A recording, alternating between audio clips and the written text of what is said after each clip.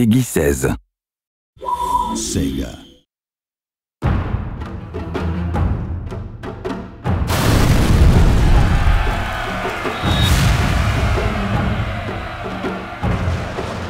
The Fall of the Samurai features the most advanced weaponry ever seen in a Total War game. Even things like just straightforward rifle technology have come on enormously. It's more furious, faster reloading, more death. Over 50 new land and sea units change the rules of engagement, giving battles an entirely different feel. Some of the most interesting ones on land are obviously the Gatling gun, but we've also got a lot of new line infantry units and riflemen. And on sea, got lots of ironclad ships and the torpedo boat, which is perhaps a favourite of mine. Launch torpedoes!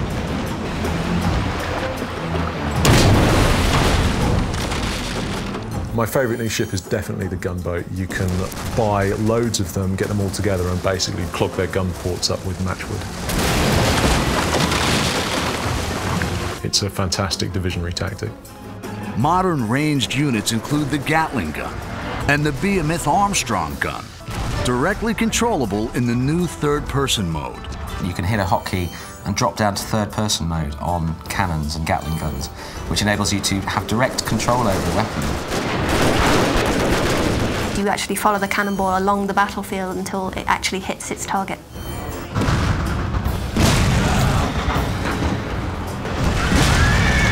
The downside, obviously, is that it means that you're not really paying attention to the rest of the battlefield, so it can be quite dangerously distracting. Mighty steam-powered ironclad warships armed with torpedoes make naval battles much more destructive.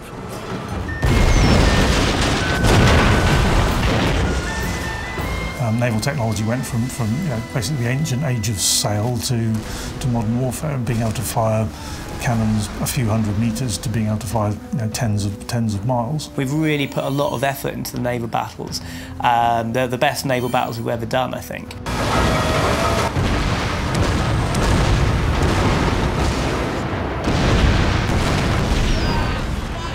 To see torpedoes coming towards you and not knowing what to do, and it puts you in a state of panic. I've had several times where I've been playing where I've just kind of frozen. I'm not knowing what to do. Do I try and put it astern? Do I try and steer around it? And that's a totally new part of gameplay, and I think those are really cool. So the new units, they're not just new stats or new models, they are kind of creating totally new elements to the battles.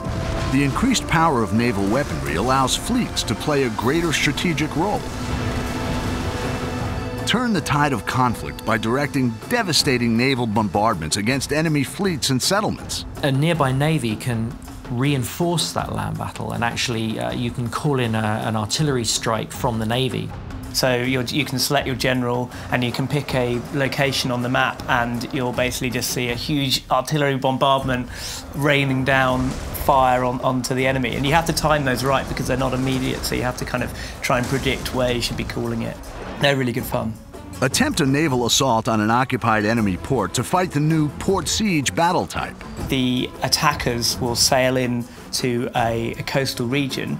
The defenders will actually have artillery mounted on the coast that they can use to bombard the attacking ships, as well as having their own fleet to back up. So there's a whole new battle type. Upgrade your castles with deadly matchlock or Gatling gun towers to give a new dimension to sieges on land.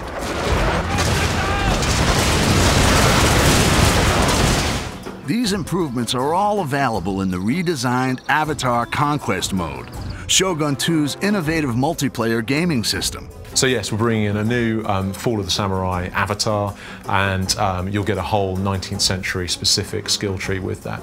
Access to a bunch of new retainers and a bunch of new armor sets as well, so you'll really be able to kind of customize your online persona in line with the sort of 19th century look and feel that the rest of the game will have. Featuring an expanded 19th century conquest map, new retainers and upgrades for your avatar, multiplayer returns to Total War bigger and better than ever.